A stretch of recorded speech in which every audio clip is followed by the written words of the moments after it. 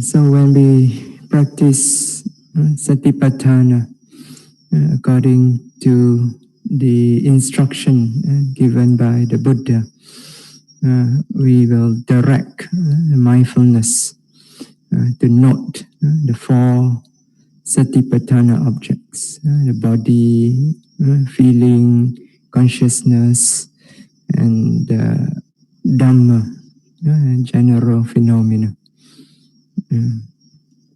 So we direct our mindfulness in order to note these four objects as they arise within our experience. And how do we note them? So the Buddha says anupassana, so contemplation. So this means to note continuously, to note relentlessly, without a break. Noting one moment of experience after another, continuously, relentlessly, without a break. And in each moment, when we note an experience object, we are to note precisely. Okay? That's what the Buddha means. Not contemplate body in the body, feeling in feelings, consciousness in consciousness, Dhamma in Dhammas. Not precisely. Yeah. And in each moment, when we attempt to note the object precisely, the noting mind must be accompanied by three qualities. So the first one is given by the Buddha as atapi. So the noting mind must possess this ardent, burning effort. The burning effort that continuously exert the noting mind in order to note each object properly. The ardent burning effort that keeps the mental defilements at bay, keep the mind pure, clean, wholesome, so that it's clear, so that the noting is effective. Okay? The noting can be carried out effectively. The second quality of mind that the noting mind must possess is, as we have discussed in the last talk, satima, mindfulness. So there must be this pure, wholesome awareness that establishes the noting mind firmly on the object by immersing the noting mind into the object, not allowing the noting mind to turn away from the object or to forget the object.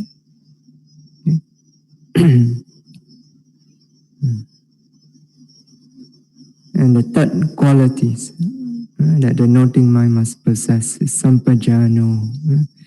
So the noting mind must possess this quality of clear comprehension. So we must possess this clarity of discernment. Okay. So, yeah. Now, what exactly is this clear comprehension, sampajanya? Okay. So there's two words, sampajano and sampajanya. Sampajanya is the quality itself, clear comprehension. But in the Satipatthana Sutta, the Buddha says sampajano. Sampajano means one who possesses this quality of clear comprehension. Okay. Yeah, the quality itself is sampajanya. So, yeah. Now, sampajanya actually is synonymous with panya. You all know what is panya, wisdom. You practice Vipassana, you must know what is panya. You don't know what is panya, then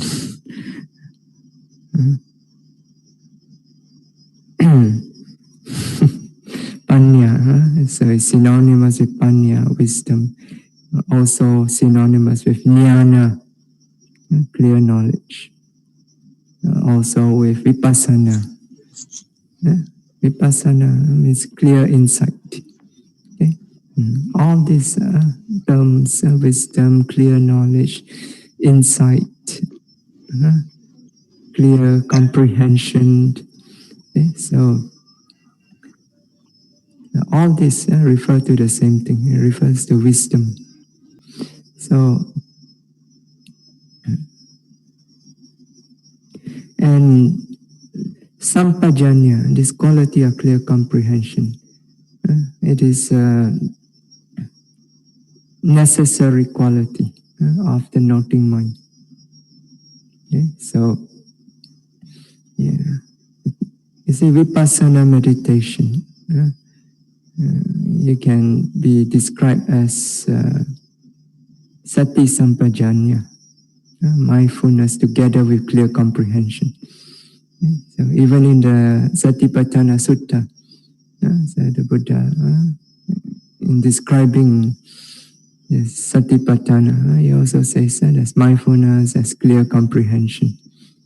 Okay? So vipassana meditation actually can be described as sati sampajanya, mindfulness together with clear comprehension, or the development of mindfulness together with clear comprehension.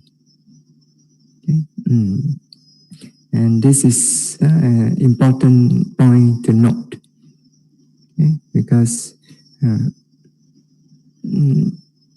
sometimes you hear people say, vipassana meditation is mindfulness meditation, okay? Just mindfulness. So, but that's wrong. It is mindfulness, but it is not just mindfulness.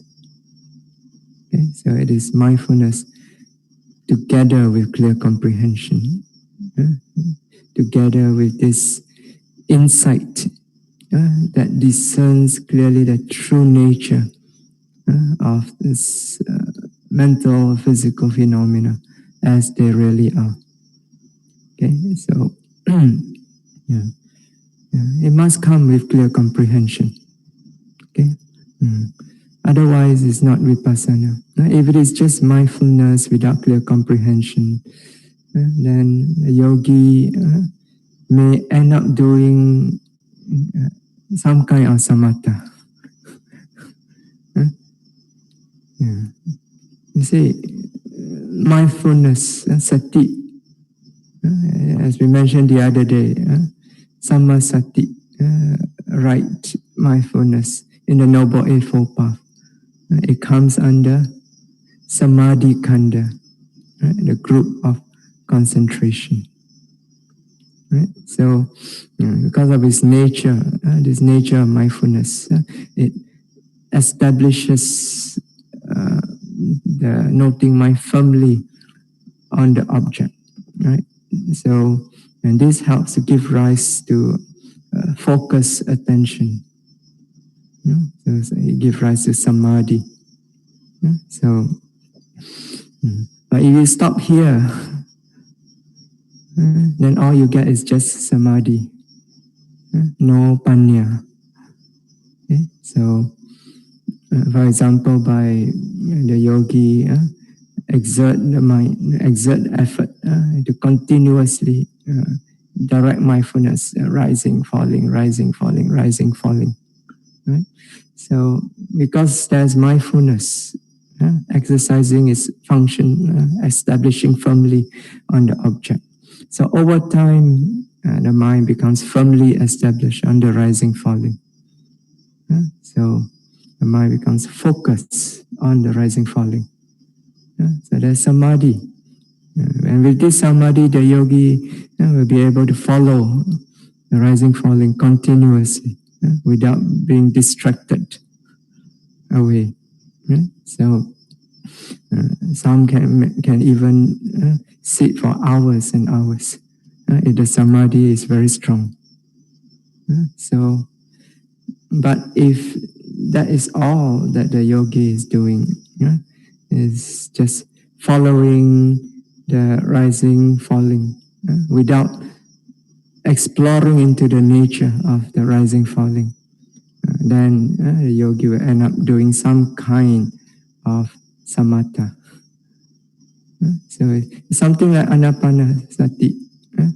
If you practice anapanasati as a samatha meditation, then all you do is you just follow in, out, in, out, in, out, in, out. So you're following the concept of in and out, in and out. You don't turn your attention to explore the nature of the elements connected with the breath. You just follow in, out, in, out. So after a while, you get a samadhi, right? Same with the yogi, you just follow up, down, up, down, up, down. So after a while, you become established in samadhi. You may even get some kind of nimitta also. You may see the image of the abdomen going up, down. After a while, maybe the abdomen also become like a ball, very bright, shining. Yeah, can happen. So, yeah, it can happen if all you do is just fixing your mind on the rising, falling, without directing the mind to explore into the nature of the rising, falling. So mindfulness alone is not enough. Mindfulness falls under the concentration, the group of concentration. Okay? So to do Vipassana meditation, you must go a step further. So with the samadhi that you have established by means of mindfulness, you must then allow the mind, based on this samadhi, you must then allow the mind to explore into the nature of the rising, falling. Explore nature of the, for example, the sabhava lakkhana, the unique characteristic of the wind element, tightness, tension, pressure, connected with the rising, falling. So as you observe rising, falling, you feel, let your mind feel clearly all the different physical sensation is present as it rises, as it falls. You can feel these qualities like tightness, tension, stiffness, pressure, expansion, contraction. So all these are the unique nature, unique characteristic of the wind element. This is called sabhava lakkhana, unique characteristic. You also explore from there. You also explore what we call sankhata lakkhana, how this characteristic, how this tightness or tension or pressure, how they constantly arise and disappear due to conditions. This is called sankhata lakkhana, conditioned nature. And also finally also samaṇera lakkhana, universal characteristic. How due to the constant arising and disappearing, how they are impermanent, suffering, non-self. Okay? Yeah, so you must take it a step further, allow, based on the samadhi that has been developed through mindfulness. Allow the mind to explore into this various nature of the rising, falling.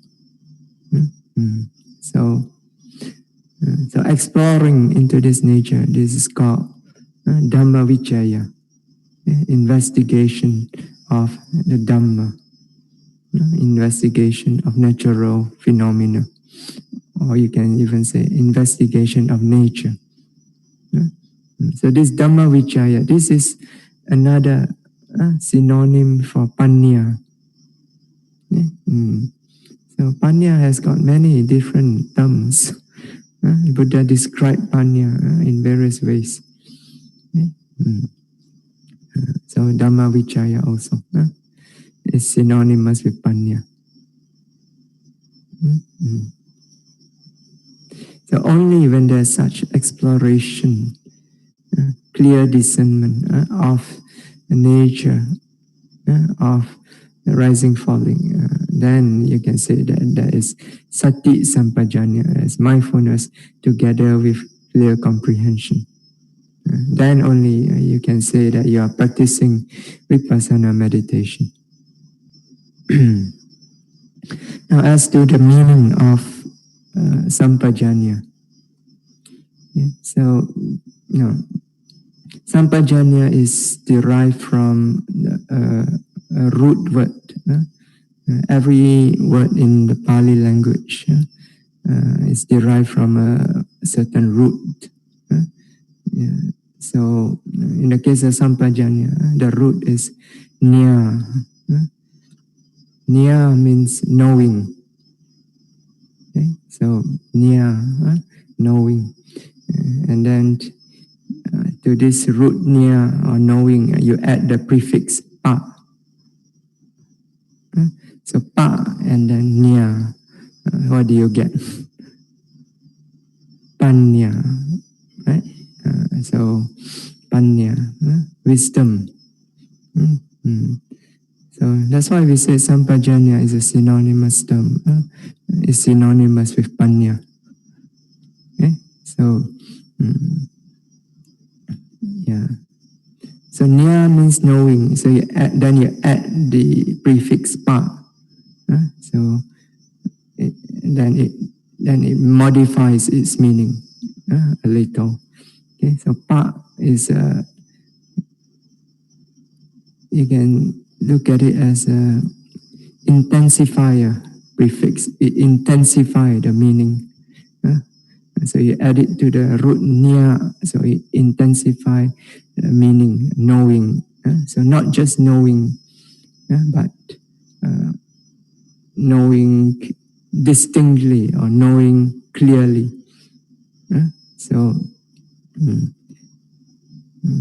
it's different from ordinary knowing, different from ordinary superficial kind of knowing that only knows on the surface level. So panya is different from this. Panya is a deeper kind of knowing. Okay, so it's knowing exactly, knowing precisely, knowing clearly, knowing distinctly. So it's a, you can say, intensify kind of knowing. So or you can say a more profound kind of knowing. So now it's interesting to observe that now we say that panya. So even though this wisdom of panya is synonymous with Dhamma Vichaya, investigation of the Dhamma, but panya is not, when we say investigation, when we say panya is investigation of the Dhamma, of nature, it is not investigation in the ordinary sense that we usually understand the word investigation. Okay? So this investigation does not involve any intellectual analysis, thinking, pondering, or application of logic or inference and so on. Okay? So you see, the root of panya is nya. Nya simply means knowing. Right? It simply means knowing. But then you add the prefix pa, so it is intensified kind of knowing. Okay, so but it's simply knowing. It's not thinking, pondering, like what we normally do when we investigate. Simply knowing, but knowing in an intensified manner. It's a kind of knowing that comes with intense, focused attention that is capable of penetrating beneath the surface of the object in order to uncover its deeper and true nature of the object. Okay? So there's no exercise of intellect involved in this investigation. No thinking, no analyzing, no pondering, no logic, no inference, nothing like this. Okay? So this panya, this wisdom, they arise simply out of this continuous focus, attention on the object. So that means it arises from anupassana.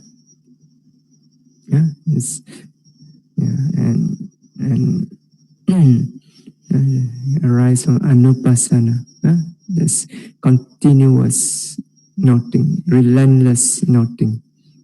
Okay, so and this relentless noting, anupassana, involves what? It involves ardent effort, right? Which, in terms of the Noble Eightfold Path, is the path factor of samma vayama, right effort. It involves sati, mindfulness, which is sammasati in the Noble Eightfold Path, the right mindfulness. So it involves samadhi, this focused attention, which is in the Noble Eightfold Path, samma samadhi. Okay? So it involves this right effort, right mindfulness, right concentration. So all the three factors of the samadhi khandha, the group of concentration. So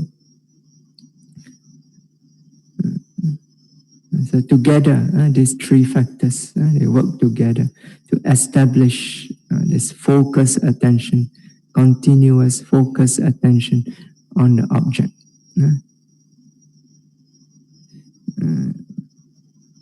Then once this focused attention is established, then you direct it by means of samma sankappa, right thought.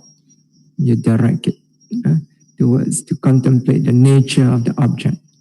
And by contemplating the nature of the object, it gives rise to samadhi, right view, which is another synonym for panya, right view.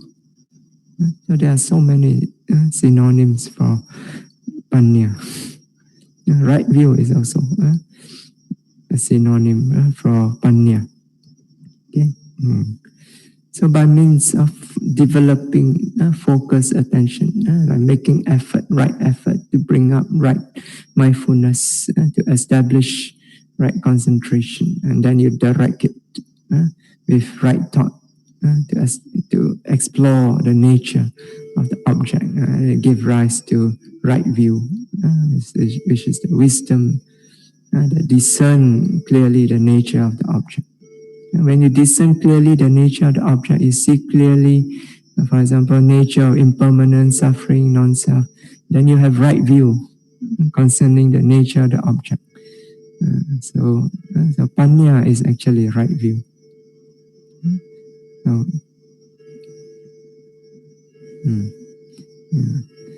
So panya is simply a way of knowing. So it's not, doesn't involve any thinking, analysis, and so on. That's why when you practice Vipassana meditation, the teacher always tells you, don't think, just observe. Just keep observing. Observe again and again and again and again until your mind sink in and see clearly the nature that is right there. The nature is right there. All you need is for the mind to be there with it, with the object, and observe carefully. It's all right there. So when the mind is clear enough, when there's sufficient focus, attention, the mind can discern clearly the nature that is right there. You do not need to think, you do not need to ponder, to analyze, to apply logic and so on. It's all right there. All you need to do is to discern it clearly. So it's a way of knowing. Panya is a way of knowing. This is what we mean by wisdom in the Buddha's teaching. Outside of the Buddha's teaching, wisdom may mean something else. But in the Buddha's teaching, panya simply means this clarity of mind that discerns clearly the nature that is there in each moment of experience. Okay, so you have the root word nia, and then you add the prefix pa, so you have panya. So then after that, you have to add another prefix.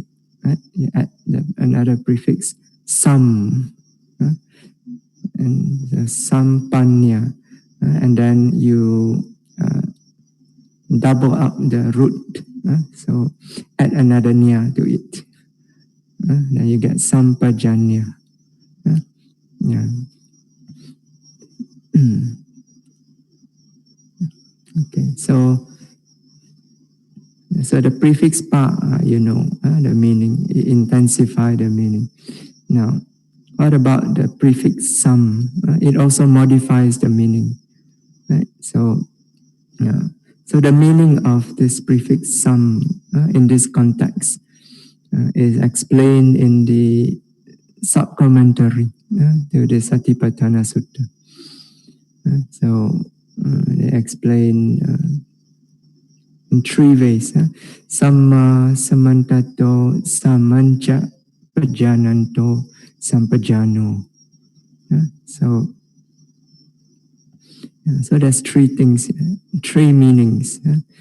Samma pajananto, samantato pajananto, samancha pajananto.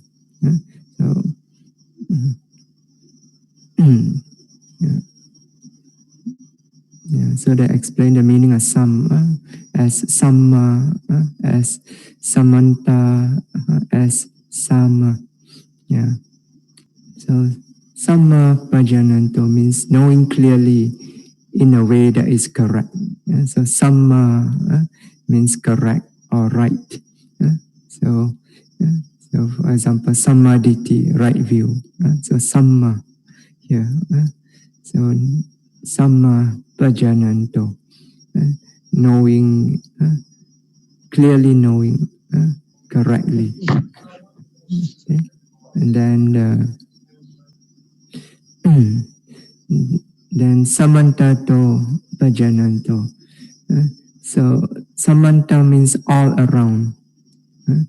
So knowing clearly in a way that is, you can say, all-rounded, all around, something like that. And then samam pajananto. This means knowing by oneself. Okay, knowing clearly by oneself. Okay. So, of course, when I explain like this, you still won't understand. So we have to explain in more detail. So the first one, samma pajananto, clearly knowing in a way that is correct. That means knowing clearly, knowing correctly. Okay?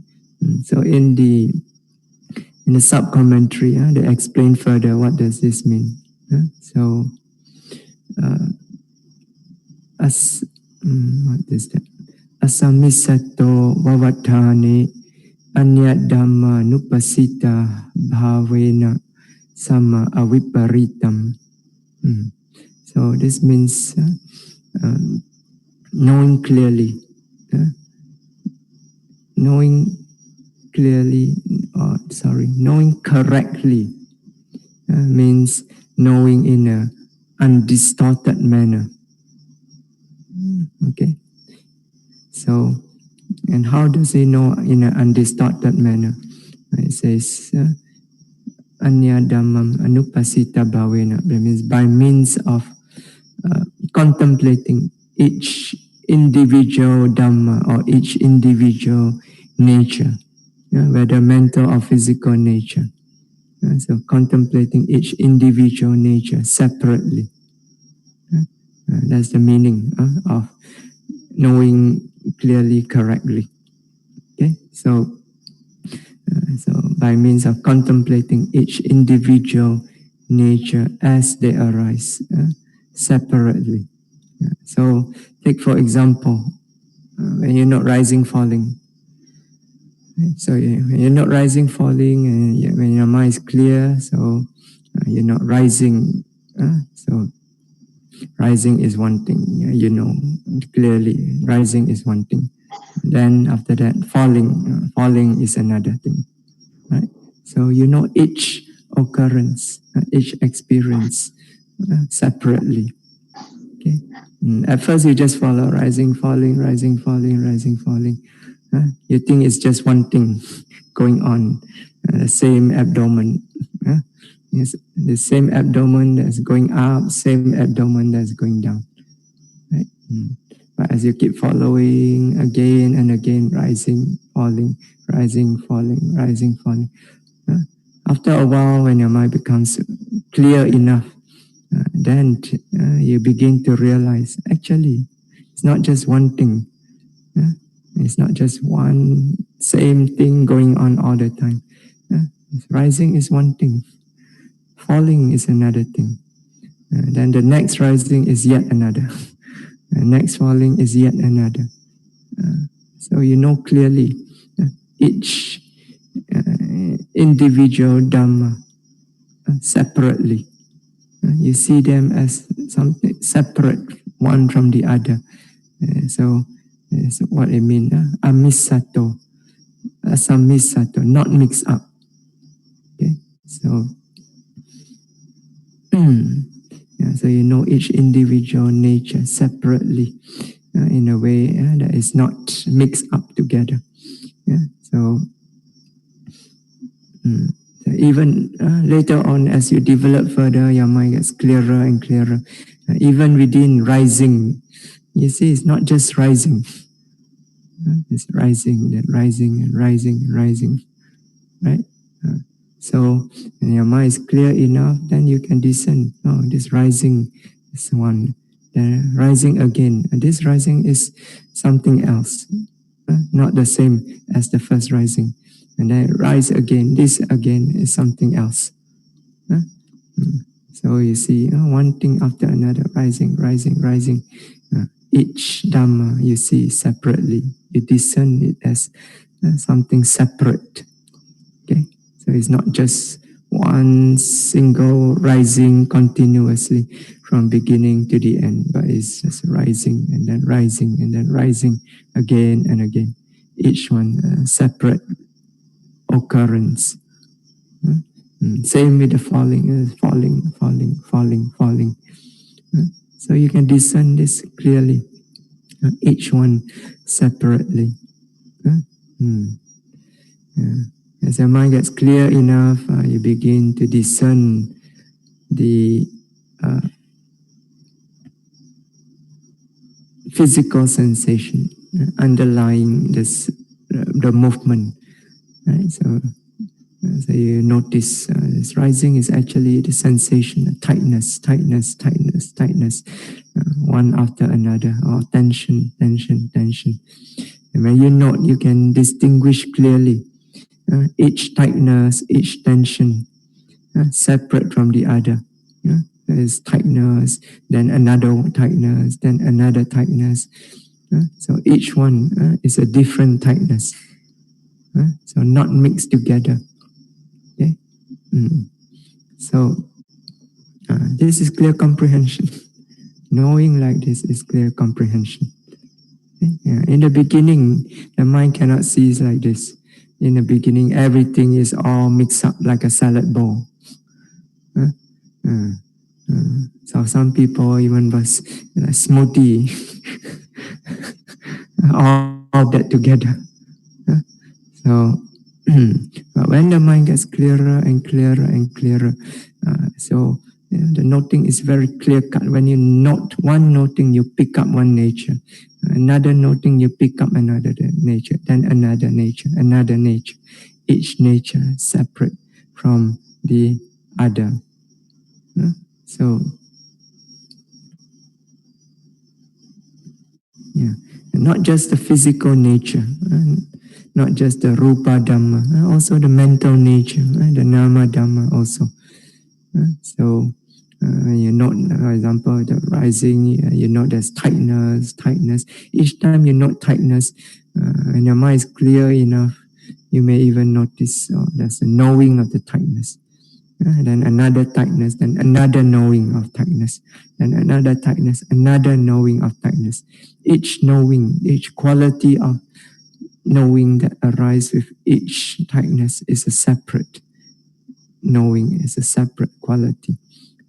Nature may be similar, the same, but when the mind is clear, it discerns clearly that it is a separate quality, separate occurrence. Okay? Actually, this is what we call nama rupa paricheda. So that means paricheda means you see the boundary of each phenomena. So paricheda means you set the boundary. So this is beginning, this is the end of this quality, something like that. So you see each quality separately, they are not mixed together. So you don't see the boundary between them, that means that they're all mixed up together. So in the beginning, you cannot distinguish the boundary between each phenomena clearly. So, but once the mind is clear enough, you can distinguish very clearly. So it's nama rupa paricheda. So this is called sama pajananto, knowing clearly knowing in a correct manner. And this is clear comprehension. Clear comprehension by distinguishing each Dhamma, each nature in terms of its unique nature, the sabbhava. Okay, so then the second is samantato pajananto. So clearly knowing in a way that is all around. So, so what does this mean? So in the sub-commentary again, they explain sabbakara pajananena samantato. Okay, so knowing all around, knowing clearly all around, by means of knowing the object in every way, in every manner. So what does this mean? So once the yogi, the mind has developed sufficiently and you can distinguish clearly each nature, each Dhamma separately as they arise. Then as the yogi continue his or her practice, gradually as the mind becomes clearer and clearer, then at some point you begin to discern clearly the manner of occurrence of each of these Dhamma. So each of this nature that arise, you discern the manner of its occurrence. So for example, tightness. So you're not rising, rising is tightness. So when your mind is clear enough, at first you just see the tightness, one quality of tightness after another. But when the mind is clear enough, at some point you begin to discern that each tightness, it arises. There's a point of arising and there's a point where it disappears completely. So each tightness arises and then disappear. So, in the beginning, you do not discern this clearly. In the beginning, all you discern is just quality.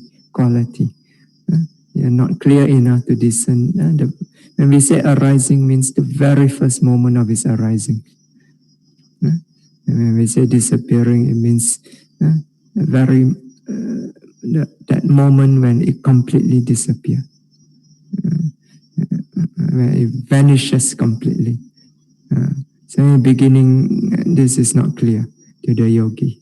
Okay, but as you develop your practice, your mind gets clearer and clearer. Then at some point, you begin to discern more and more clearly, rising, disappearing. So each Dhamma that arises, it has three phases: phase of arising, and then the phase of disappearance. And in between arising and disappearance, there is a phase we call the presence. So this is called Sankhata Lakkhana. So it's conditioned nature. All things that are conditioned, they arises when the suitable conditions are present. Then they remain for a while. When the condition disappear, they also disappear. Okay. So this is one manner of occurrence of this Dhamma, this nature. Every nature that the yogi discern, he sees that they arise, they disappear. And discern tightness, the tightness arises and disappear. Stiffness, the stiffness arises and disappear. So you note heat, the heat arises and disappear. And knowing, the knowing also arises and disappear. This is the manner of their occurrence. Sankhata Lakkhana. Okay. Then by continuously noting arising and disappearing in this way, so gradually as the yogi develops his practice, the mind gets clearer and clearer still.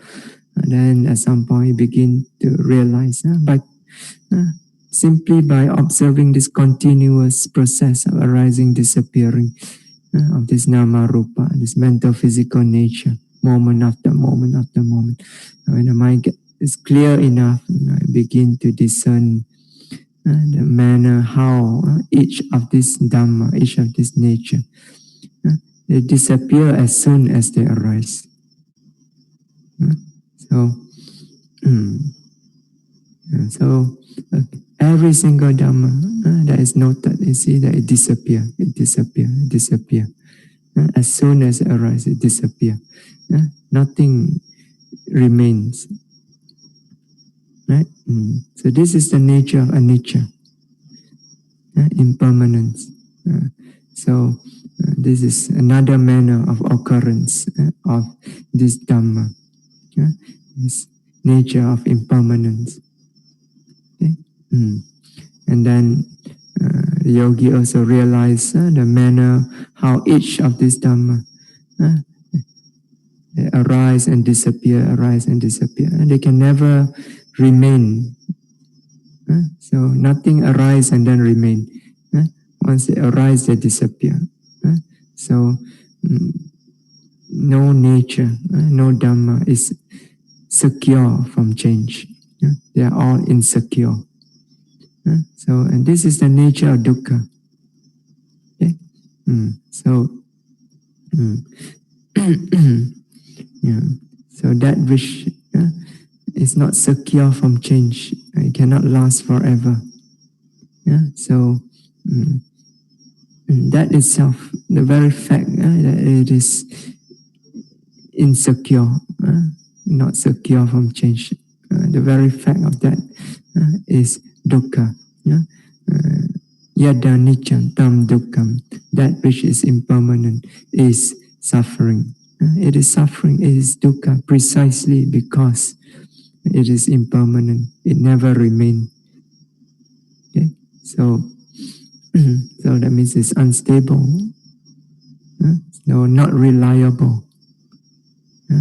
or they say not satisfactory.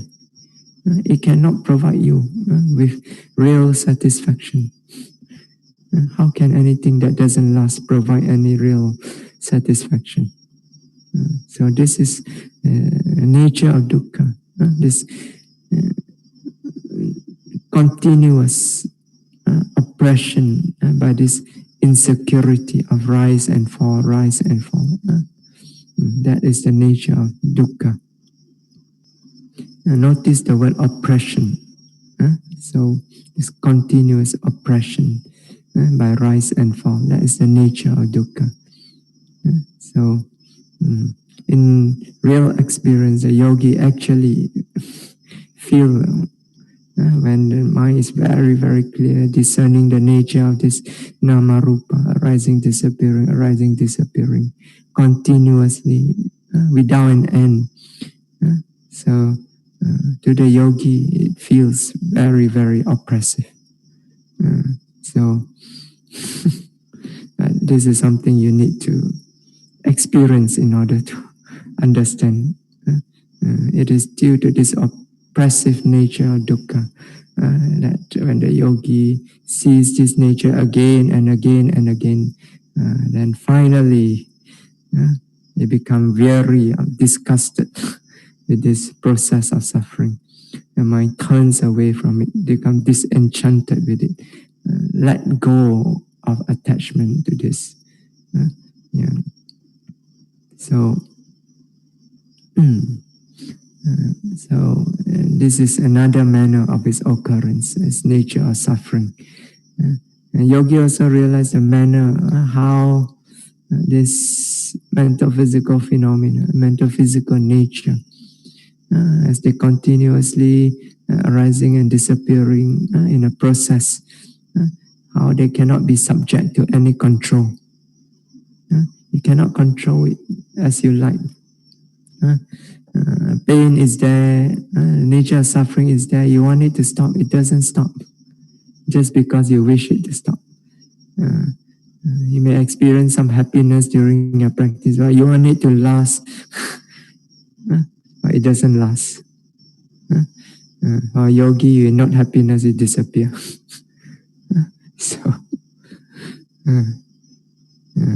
So it doesn't obey your wish. Okay? You cannot subject it to your control. It doesn't obey you. It proceeds, this process of this mental physical nature. It proceeds according to the natural law of conditionality. Okay? So it doesn't obey your likes and dislikes. So yogi experiences it in this way. It feels helpless. You cannot do anything about it. There's dukkha and you cannot do anything about it except to note it. So this is the nature of anatta. So helplessness in the face of suffering. You cannot do anything about it except to continue to note it. So also the yogi, we realize that as they continuously note moment after moment, you realize everything disappears, right? Nothing remain, nothing permanent remain from one moment of experience to another. So that means in the center of our experience, there is nothing permanent, no permanent knower and permanent self that survive unchanged from one moment of experience to another. This is also another nature of anatta. So the yogi, as it continuously note this process of nama rupa, so you realize the nature of this nama rupa in all this different manner of occurrence. So this is called samantato, pajananto, clearly knowing, in a way that is all around, knowing in all manner, of their occurrence. So this is also clear comprehension. Then lastly is samaṇera. So means clearly knowing by oneself. So in the practice, we need to make effort ourselves in order to develop clear comprehension.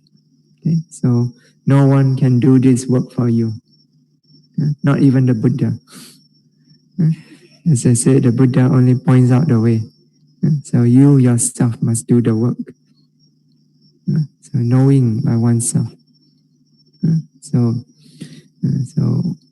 uparupari visesa avaha bhavena bhavatiya samam pajananto. So it knows clearly by oneself, proceeding by means of bringing the mind to higher and higher distinction in knowledge. So you must make effort yourself to bring the mind to higher and higher distinction in knowledge. Okay? So by means of persistent effort, ardent energetic effort, you make you note each Dhamma as they appear separately, note them in all the different manner of occurrence as we described just now. Okay, so as you do this, as you discern the nature again and again, repeatedly, the insight that is developed, insight into the nature of this nama rupa. So this insight reach deeper and deeper and deeper. So you reach higher and higher distinction in knowledge, until finally you arrive at Maggaphala Jnana. That's the highest distinction in knowledge. Okay?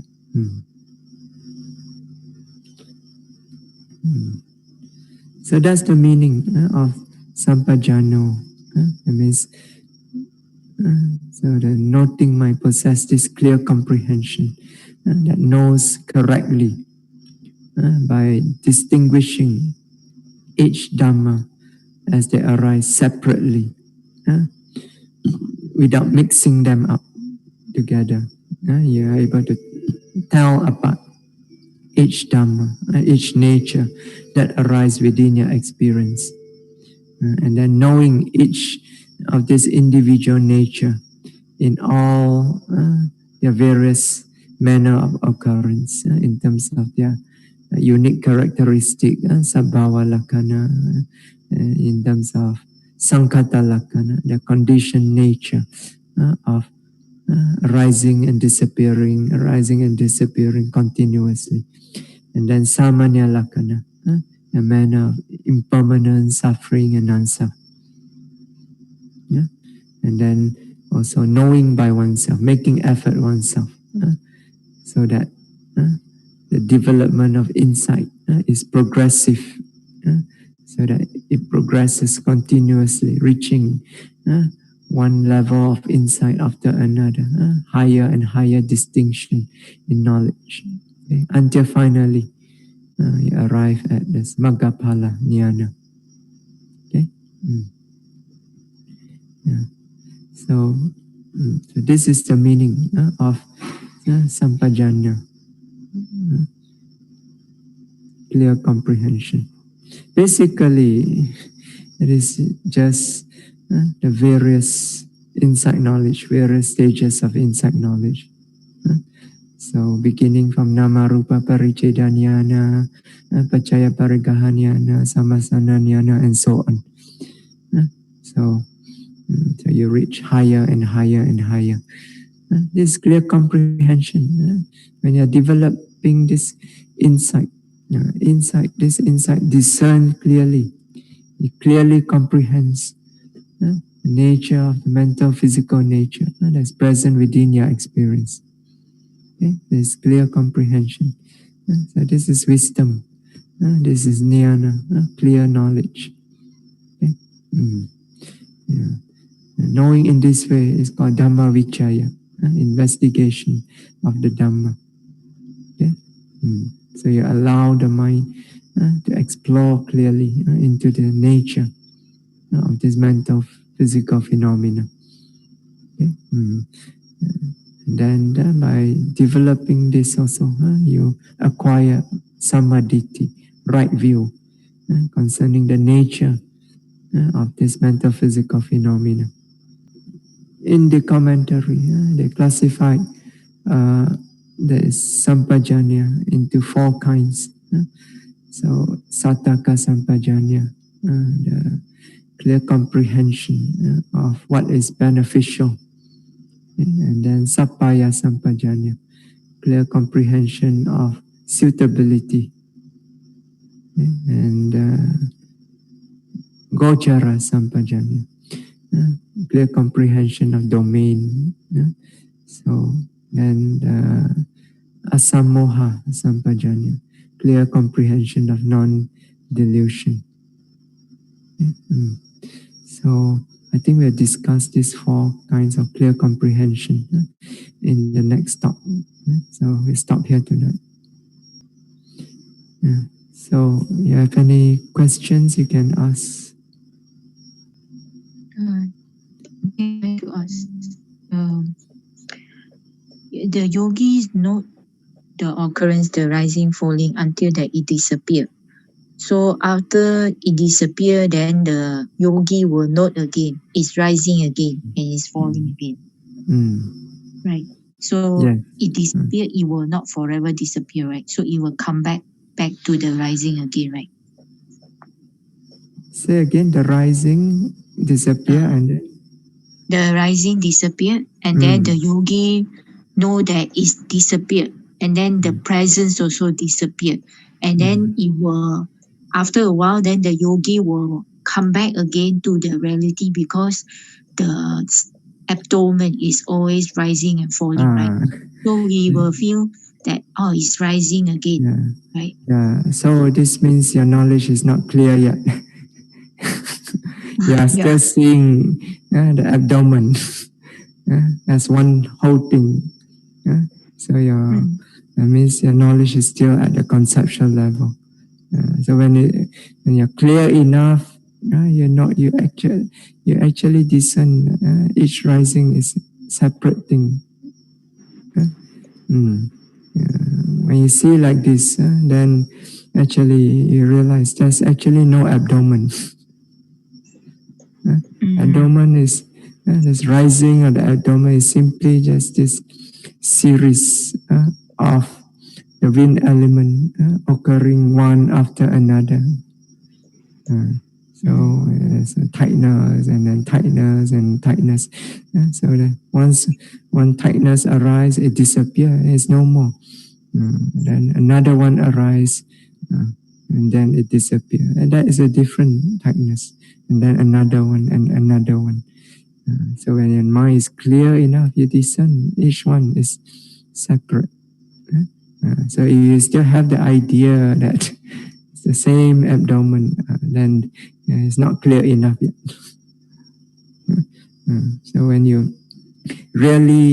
mind is really into this, at the first insight, nama rupa pariccheda, everything resolved just into just Dhamma, just into nature.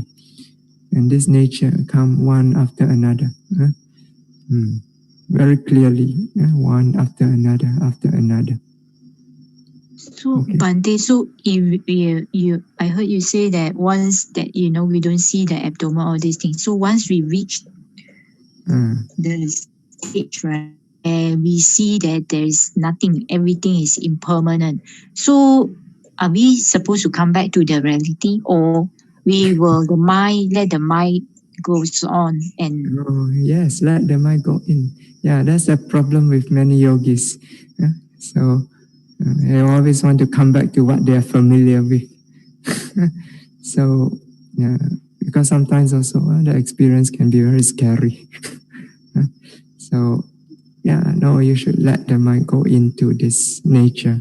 explore into it. So if you come back to the clearly distinct object of the abdomen, rising, falling, that means you're holding back your mind. So instead, you must surrender into it.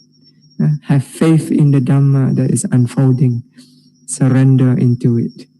Then only you can flow along, and then the development can go on continuously. Okay. Okay. Thank you, Bhante. Basically, you still need to put in more effort to develop the practice further. Can I ask Bhante, after I hear all the CD, I can, because I never do rising and falling before. Usually I do Goenkaji's method. So if I hear all your talks, I can start do the rising and falling. Yeah, you can start the practice on yourself at home. But because right now you don't have opportunity to attend retreat. So, but next time, if you have the opportunity, then you should go and attend a retreat in order to learn more properly under guidance of a teacher. Okay? But all the basic instruction given previously, this is enough for you to begin your practice. So, yeah. Okay. Yeah, thank you, Bhante. Seng Hui. How is higher distinction of knowledge different from mundane knowledge? Yeah, mundane knowledge is everyday knowledge. Yeah, so it's tied up with a lot of concepts. So distinction of knowledge, when we talk about insight. So just what I mean just now, higher and higher distinction of knowledge simply means you deepen the insight into nature of impermanent suffering and non-self. So as the insight reach deeper and deeper and deeper, then it begins to transform the mind from the inside. Okay? So you keep seeing again and again, more and more clearly, nature, impermanent suffering and non-self. Gradually, the mind become weary of this process of suffering, disgusted with it, disenchanted with it. Okay, because it's so oppressive. At some point, the mind just don't want to have anything to do with it. Even want to run away. There's a certain stages in the development of the insight when the yogi actually want to pack up the bags and leave the meditation center. So that is a time when the teacher have a very difficult task, persuading the yogi to stay. Because you just want to get away from it, but there's no way out. The only way out is in. You need to go through it. So you need to contemplate it, put more effort into contemplating it, nature of impermanent suffering, non-self, until it go deeper and deeper. Then when the knowledge mature, then you're able to overcome it. So it goes higher and higher. So until finally the mind totally lets go of the process of suffering. And then insight becomes fully mature. The mind completely let go of attachment to this process of suffering. Let go of the cause of suffering. Then at that point, yogi will experience cessation. When you remove the cause, then the effect will cease. Okay? Yeah. That's what we mean, distinction in knowledge. So next question, Bhante, when observing rising and falling, it seems that one cannot just focus on just one foundation of mindfulness. When one gives attention to the breath, one is able to see the wind element, water element, heat element, earth element, when the flow of air hit the nostril. So one is using the second foundation of mindfulness. Where is the second foundation of mindfulness? The second is Vedana. All you mentioned here is just all the elements. Elements are kaya. Huh? Yeah. So, and how does one progress from consciousness, mind foundation to Dhamma foundation? Yeah. So as you develop, so you're using anapana, so you can notice the element as the breath goes in, it goes out. So, yeah.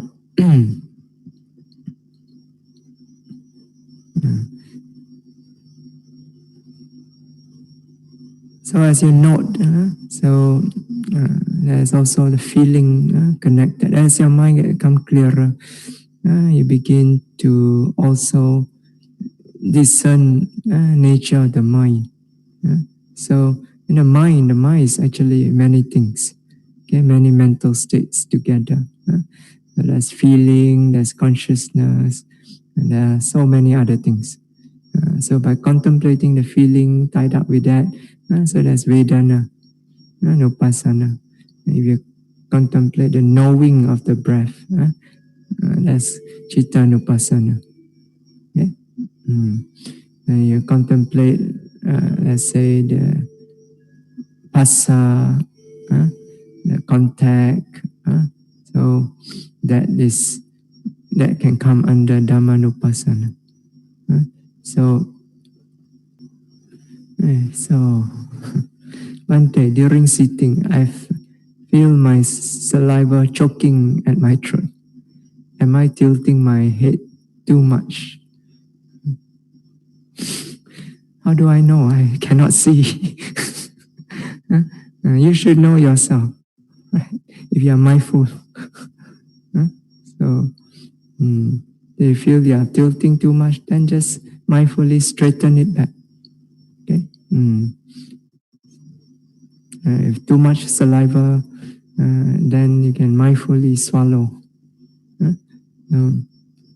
When do we intend the rise and fall to move up and down? And when do we just allow the rise and fall to go automatically? You should allow it to occur naturally. So, don't try to intend the rise or intend the fall. You end up controlling the rising and falling. Then you may end up becoming very tense. And just allow it to occur naturally. And then simply observe it clearly as it occurs. Bhante, could you explain further what you said about know the knowing or not the noting? Does it mean we zoom out and observe our act of observing? This one you need to practice. So if you have practiced enough, you should know what I mean. So when you practice, when you note the object, so you note the rising or you note the falling, when the mind is clear enough, automatically you can pick up this quality of knowing together with the object. Okay? So that's called noting the knowing. Okay. So you don't have to zoom in or zoom out. Just continue noting. When your mind is clear, you'll be able to pick it up yourself. All right. So that's all the question that I have today. Okay. If there's no other question, is there any other question? So if not, we'll stop here today. Share merits.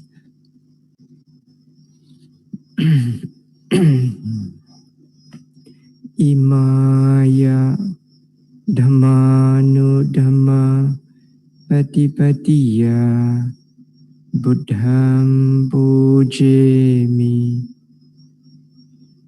Imaya Dhammanudhamma Patipatiya Dhammam pujemi. Imaya Dhammanudhamma Patipatiya Sangham pujemi. Imaya Dhammanudhamma Patipatiya Mata Pitunam pujemi. Imaya Dhammanudhamma Patipatiya Acariyanam pujemi. Adha imaya Patipadaya Jaramranamha Brimochesami. Idame punyam asawakaya waham hotu. Idame punyam nibbanasa pacayo hotu. Idame silam magaphalanyanasa pacayo hotu. Imam no punya bhagam sabba satanam dema. Imam no punya bhagam sabba satanam dema. Imam no punya bhagam sabba satanam dema. Sadhu, sadhu, sadhu. So may all of you be well, happy and peaceful always. Be healthy, be strong, be safe. May your practice of the Dhamma be smooth without any obstacles. And may you all be able to experience the unconditioned peace of Nibbana through your practice of the Dhamma.